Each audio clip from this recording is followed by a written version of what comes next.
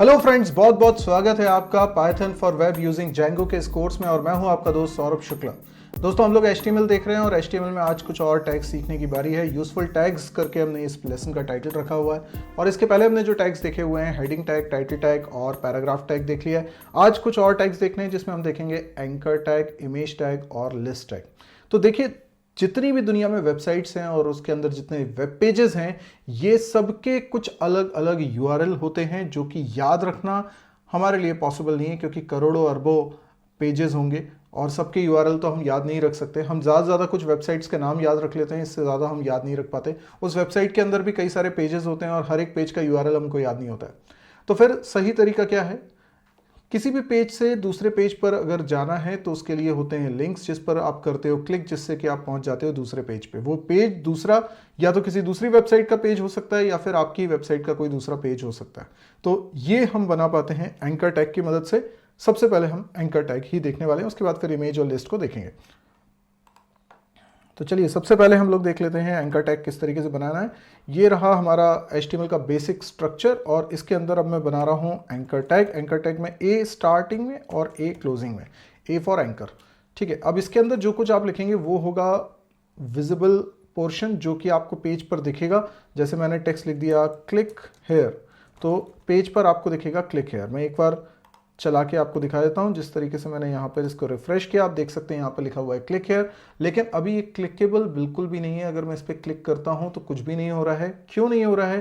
क्योंकि अभी हमने एक बहुत ही इंपॉर्टेंट एट्रीब्यूट इसमें यूज नहीं करा है, जिसका नाम है href। और href की वैल्यू होगी वो URL जिस पेज पर हम पहुंचाना चाहते हैं। फॉर एग्जाम्पल, आप दूसरी किसी वेबसाइट के पेज पर पहुंचाना चाहते हैं। एक बड़ी पॉपुलर वेबसाइट है google.com, उस पर हम पहुंचाना चाहते हैं तो हम लिखेंगे https://google.com। ये देखिए, मैंने यहाँ पर क्या किया है, एक इंपॉर्टेंट एट्रीब्यूट लिखा हुआ है href, जिसका मतलब हो गया हाइपरलिंक रेफरेंस। और इसमें मैंने वैल्यू के रूप में दे दिया है URL उस पेज का जिस पर मैं पहुंचना चाहता हूं इस टेक्स्ट पे क्लिक करने पर। तो देखिए, अब मैं इस पेज को सेव करके यहाँ पर रिफ्रेश कर देता हूँ। आप देख सकते हैं कि ये यहाँ पर दिखाई देने लगा है क्लिक हेयर, और ये अंडरलाइंड है। और इस पर अगर मैं क्लिक करता हूँ तो आप देख सकते हैं यहाँ पे गूगल वाला पेज ओपन भी हो रहा है।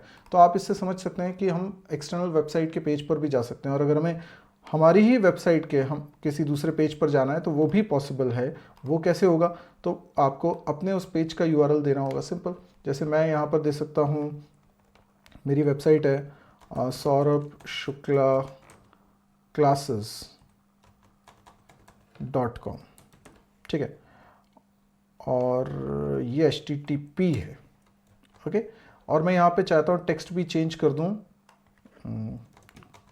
कोचिंग। ठीक है, अभी मैं इसको रिफ्रेश करता हूँ। आप देखेंगे कि आप ब्लू कलर से टेक्स्ट दिखाई दे रहा है और अंडरलाइंड है, यानी बाय डिफॉल्ट जो एंकर टैग से बनाए हुए टेक्स्ट होते हैं वो ब्लू कलर से दिखाई देते हैं और अंडरलाइंड होते हैं। ये उसकी पहचान है। लेकिन आप CSS की मदद से इनके डेकोरेशन में चेंजेस कर सकते हैं, यानी कलर, अंडरलाइन वगैरह इस सब कंट्रोल कर सकते हैं। फिलहाल आप देख रहे हैं कि ब्लू कलर से जब तक मैंने किसी लिंक को विजिट नहीं करा है ये ब्लू कलर से दिखाई देता है, और एक बार विजिट कर देता हूं तो फिर ये पर्पल कलर से दिखाई देगा। जैसे आपने गूगल सर्च इंजन पे कुछ सर्च किया होगा तो 10 रिजल्ट आते हैं और वो लिंक्स होते हैं जिस पे आप क्लिक करते हैं। कई बार आपको जो ढूंढ रहे हो वो नहीं समझ में आता है तो आप बैक आते हो, तो आपको दिखता ही है कि जिस लिंक पे आपने क्लिक कर लिया वो पर्पल कलर का हो गया, बाकी सब ब्लू कलर का हो गया। तो ये डिफ़ॉल्ट प्रॉपर्टी होती है एंकर की। अभी मैं कोचिंग पे क्लिक करूंगा तो ये क्या होगा, कोचिंग वाली साइट ओपन हो जाएगी। और इस तरीके से हम लोग अपनी ही वेबसाइट के किसी पेज पर भी जा सकते हैं और दूसरी वेबसाइट के पेज पर भी जा सकते हैं जो हमने नहीं बनाई होगी। तो ये हो गया हमारा एंकर टैग।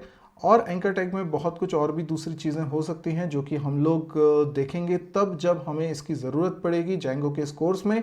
अभी के लिए एंकर टैग के बारे में जितना जानना था वो हम लोगों ने जान लिया है। तो ये देखिए, हमारी साइट ओपन हो चुकी है और बैक करता हूँ तो अब आपको ये पर्पल कलर से दिखाई दे रहा है क्योंकि ये लिंक ऑलरेडी विजिट हो चुका है। चलिए, अब अगली चीज़ जो हम लोगों को देखनी है दैट इज़ इमेज टैग। और इमेज बनाने के लिए मैं क्या करता हूँ, IMG नाम का टैग यूज़ करता हूँ। आप देखिए, जो ऊपर एंकर टैग था ये नॉन एम्प्टी टैग था, क्योंकि इसका स्टार्टिंग टैग अलग है, क्लोजिंग टैग अलग है और बीच में आप उसका कंटेंट लिख रहे होते हो। लेकिन जब आप इमेज टैग की बात करते हो तो ये एक एम्प्टी टैग है, यानी इसका स्टार्टिंग क्लोजिंग टैग अलग अलग नहीं है, बल्कि केवल स्टार्टिंग टैग ही होता है। यही क्लोजिंग टैग भी कह लीजिए आप। इसमें कोई कंटेंट नहीं होता, सिर्फ एट्रीब्यूट्स होते हैं और एट्रीब्यूट की वैल्यूज़ होती हैं। इमेज टैग में हमें करना ये होता है कि कोई इमेज की फाइल हमारे पास होनी चाहिए, उस इमेज फाइल का URL हम यहाँ पर लिख देंगे। कैसे लिख देंगे? फिलहाल इमेज टैग भी लिखा है तो इससे तो कोई इमेज दिखने वाली नहीं है। मैं इसको रिफ्रेश कर देता हूँ, आप देखिए कोई इमेज यहाँ पर नहीं दिखाई दे रही है। लेकिन अब मैं, वैसे भी इमेज क्यों दिखाई देगी? जब तक इमेज क्या है, इमेज एक फाइल है ना, तो वो फाइल जब तक मैं बताऊंगा नहीं कि कौन सी फाइल है वो कैसे दिखेगी। तो मैं यहाँ पर एक इंपॉर्टेंट एट्रीब्यूट यूज़ करता हूँ, SRC। आपको यही ध्यान रखना है कि कौन सा एट्रीब्यूट क्या काम करता है। यहाँ SRC एट्रीब्यूट की वैल्यू के रूप में मैं लिखूंगा URL उस इमेज फाइल का।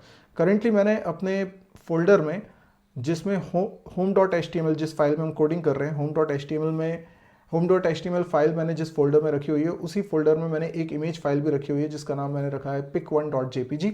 तो मैं उसका पाथ दे रहा हूँ pic1.jpg। अभी क्या है ना कि ये सेम फोल्डर में रखे हुए हैं, इसलिए मुझे सिर्फ फाइल का नाम लिखना पड़ रहा है। अगर वो अलग फोल्डर में होते तो मुझे पूरा पाथ देना पड़ता कि किस ड्राइव के अंदर, किस फोल्डर के अंदर, किस फोल्डर के अंदर ये फाइल है, तो पूरा पाथ आपको देना होता है। इसी तरीके से अगर ये चीज़ें सर्वर पे रखी रहेंगी तो वहाँ का आपको पाथ देना पड़ेगा, यानी जहाँ भी रिसोर्स रखा है वहाँ का पाथ देना पड़ेगा। तो अल्टीमेटली आप इसे URL बोल सकते हैं। फिर यहाँ पर अभी की डेट में मैं इसको रन करके बताता हूँ, देखें क्या होता है। यहाँ पर इमेज आ चुकी है और ये इमेज आपको दिख रही है। ये कोचिंग जो टेक्स्ट है ये ऊपर से नीचे शिफ्ट हो गया है और उसके आगे दिख रही है। बेसिकली एक्चुअल में क्या है, जो HTML एलिमेंट्स होते हैं ना, ये दो तरह के होते हैं, एक होते हैं ब्लॉक एलिमेंट्स, एक होते हैं इनलाइन एलिमेंट्स। तो बाय चांस ये जो एंकर टैग मैंने आपको पढ़ाया और जो इमेज टैग पढ़ाया है, दोनों इनलाइन एलिमेंट्स होते हैं। क्या फ़र्क होता है? जो ब्लॉक एलिमेंट्स होते हैं वो अपने पेरेंट एलिमेंट के बराबर की विड्थ कंज्यूम करते हैं। यानी अभी पेरेंट एलिमेंट से मेरा मतलब है कि बॉडी टैग ही पेरेंट एलिमेंट हो गया ना इनका। अभी आप जैसे कोडिंग देखिए तो इसमें ये जो एंकर है या इमेज है, इनका पेरेंट एलिमेंट कौन है? बॉडी। अब बॉडी कितनी जगह ले रहा है? वो तो पूरा पेज ले रहा है ना, पूरा पेज ले रहा है। तो जितनी पेज की विड्थ है उतना ही एलिमेंट विड्थ कंज्यूम करेगा अगर वो एलिमेंट ब्लॉक एलिमेंट होगा। यानी जितने भी HTML एलिमेंट से दो कैटेगरी में डिवाइडेड है, या तो ब्लॉक है या फिर इनलाइन है। पर बाय चांस मैंने जो एलिमेंट यूज़ करा है वो कैसा है? इनलाइन एलिमेंट है। मैंने एंकर यूज़ किया और इमेज, ये दोनों इनलाइन एलिमेंट। इनलाइन एलिमेंट क्या होता है? उतनी ही विड्थ कंज्यूम करते हैं पेज पर जितना कि उनके कंटेंट को एकोमोडेट होने के लिए ज़रूरी है। यानी जैसे एंकर टैग में मैंने सिर्फ टेक्स्ट के रूप में क्या लिखा था? कोचिंग। तो कोचिंग को जितनी जगह चाहिए उतनी ही विड्थ इस एलिमेंट की होगी, इसलिए आगे का एरिया खाली है और अगला एलिमेंट जो है वो उसके आगे दिखाई दे रहा है। तो इसलिए ये एडजेसेंट है। अब वो क्योंकि इमेज की हाइट इतनी है इसलिए इधर कोचिंग भी उतनी हाइट ले रहा है, यानी बाय डिफ़ॉल्ट ये बॉटम साइड में दिखाई देता है। अगर मैं यहाँ पर कोई दूसरा एलिमेंट ले लेता, फॉर एग्जांपल मैं यहाँ पर ले लेता H1 या फिर मैं पैराग्राफ ले लेता, तो ये क्या होते हैं? ये ब्लॉक एलिमेंट्स होते हैं, तो ये पूरी विड्थ के बराबर जगह कंज्यूम करते हैं। एनीवेज, अभी आपको समझ में आया ये इमेज दिखाई दे रही है जैसा कि हम लोग सोच रहे थे कि इमेज कैसे दिखाई देगी, वो दिखाई दे रही है। अभी मैं एक और बात बताना चाहता हूँ कि एक बड़ा ही इंपॉर्टेंट एट्रीब्यूट होता है इमेज टैग में जिसका मतलब है ALT।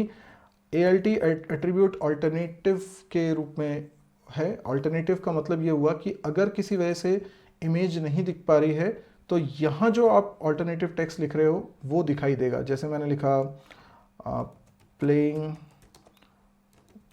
चिल्ड्रन इमेज, मैंने ऐसा टेक्स्ट लिख दिया।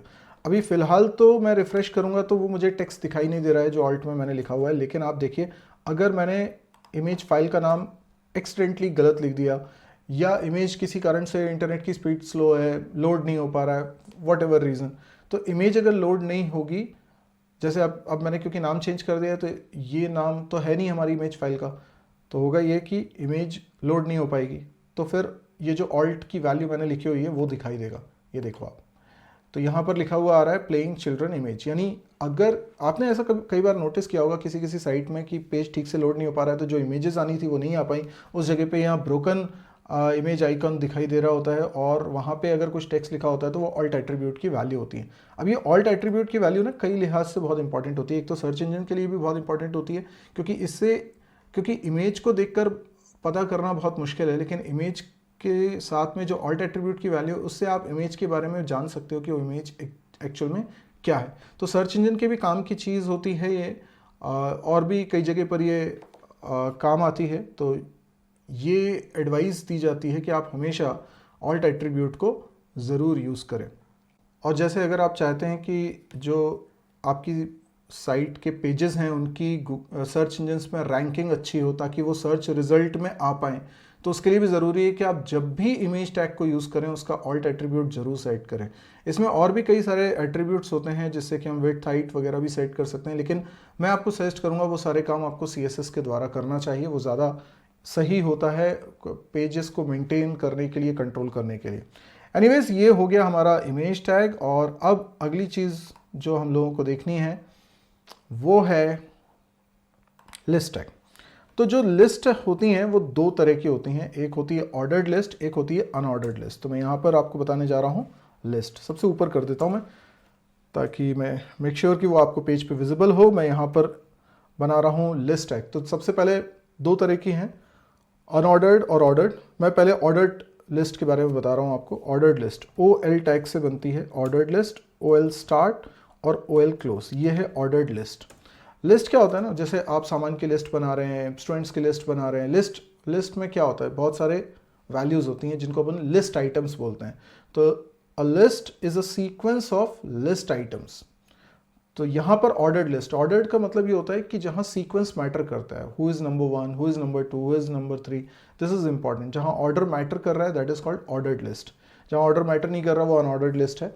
तो यहाँ पर मैं एक एक लिस्ट आइटम बनाने के लिए लिखता हूँ LI टैग। LI टैग में वैल्यू लिख देता हूँ, जैसे कि मैंने कुछ शहरों के नाम लिखना चाहता हूँ, जैसे मैंने लिखा भोपाल, ठीक है, LI। और इसी तरीके से मैं कई सारे LI टैग लगा लेता हूँ और सभी में शहरों के नाम अलग अलग लिख रहा हूँ। जैसे मैंने यहाँ पे लिख दिया दिल्ली, यहाँ पर लिख देता हूँ पुणे, यहाँ पर लिख देता हूँ हैदराबाद,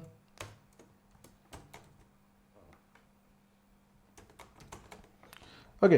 अभी हम देखें कि किस तरीके से दिखाई देगा। आप देख सकते हैं यहाँ पर 1 2 3 4 करके नंबरिंग आ रही है। नंबरिंग इसलिए आ रही है क्योंकि ऑर्डर्ड लिस्ट है।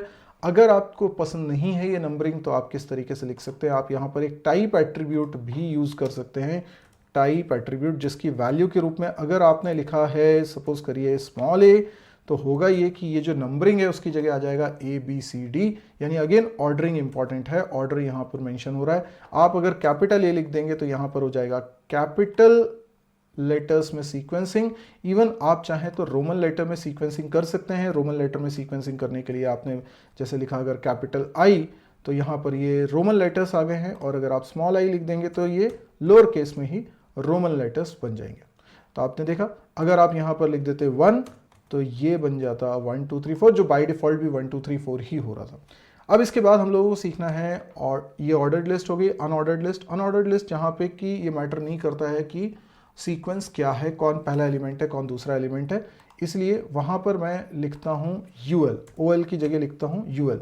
ऑब्वियसली अभी टाइप एट्रीब्यूट को मैं हटा रहा हूँ और नीचे भी OL की जगह UL लिख दिया, मतलब सब कुछ सेम है लेकिन मैंने OL की जगह UL लिख दिया है। तो अब आप देखेंगे कि यहाँ पर जो लिस्ट बन के आ रही है वो लिस्ट में बुलेट मार्क्स दिखाई दे रहे हैं इंस्टेड ऑफ नंबर्स। तो यहाँ पे सीक्वेंस मैटर नहीं कर रहा है कि कौन फर्स्ट है कौन सेकंड है, तो वहाँ पर आप यूज़ कर सकते हैं अनऑर्डर्ड लिस्ट। इनफैक्ट अगर आपको ये बुलेट मार्क ऐसा नहीं चाहिए तो आपके पास कुछ ऑप्शंस हैं, वो आप यहाँ टाइप एट्रीब्यूट की वैल्यू के रूप में लिख सकते हैं। जैसे आप लिखते हैं सर्कल, तो आप देखेंगे कि यहाँ पर ये सर्कल शेप के हो जाएंगे, और ये सर्कल शेप का मतलब है हॉलो है, ये सिर्फ एक रिंग बनी हुई है। इसके पहले जो बाय डिफॉल्ट था दैट इज कॉल्ड डिस्क। तो आपको ये समझ में आना चाहिए कि डिस्क और सर्कल में क्या फ़र्क है। सर्कल अंदर से खाली है, बाकी डिस्क अंदर से भरी हुई है। तो अगर आप बाय डिफ़ॉल्ट देखें तो वो डिस्क है, ठीक है। ये मैंने इसको रिफ्रेश किया, ये डिस्क है। इसी तरीके से एक और ऑप्शन आपके पास होता है स्क्वायर। ये तीन ही ऑप्शन है आपके पास। अगर आप बोलते हो कि नहीं मुझे कोई दूसरे ऑप्शंस भी तलाशने हैं तो फिर वो पढ़ना पड़ेगा आपको CSS में। तो यहाँ पर तो यही तीन ऑप्शन आपको दिखाई देंगे। तो आई होप ये अब आपको क्लियर हो चुका है। अगर आप लिस्ट के अंदर सब लिस्ट भी बनाना चाहते हैं तो वो भी आप बना सकते हैं, जैसे मैं यहाँ पर आपको बना के बताता हूँ। फॉर एग्जाम्पल मैं यहाँ पर ऑर्डर्ड लिस्ट लेता हूँ और यहाँ पर भी OL टैग लगाना पड़ेगा, और टाइप एट्रीब्यूट की वैल्यू बाय डिफ़ॉल्ट 1।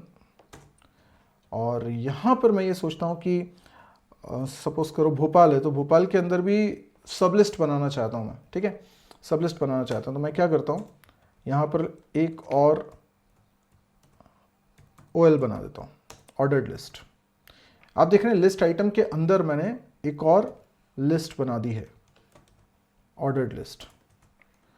तो यहाँ पर मैंने लिख दिया, जैसे भोपाल के कुछ लोकेशंस हैं, शिवाजी नगर, ठीक है, देन इंद्रपुरी, ठीक है, या यहाँ पर मैंने लिख दिया न्यू मार्केट, ठीक है।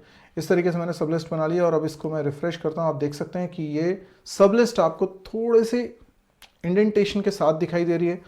और अगर आप सोचते हैं कि यहाँ पर आप जो सब लिस्ट है वहाँ पे 1 2 3 नहीं देखना चाहते, वहाँ ABCD देखना चाहते हैं, तो ये भी आप कर सकते हैं। यहाँ पे टाइप एट्रीब्यूट का इस्तेमाल करके आपने लिखा टाइप और उसकी वैल्यू दे दी A, तो ये ABCD हो जाएगा और मेन जो लिस्ट है वो 1 2 3 4 इस तरीके से ही चल रही होगी।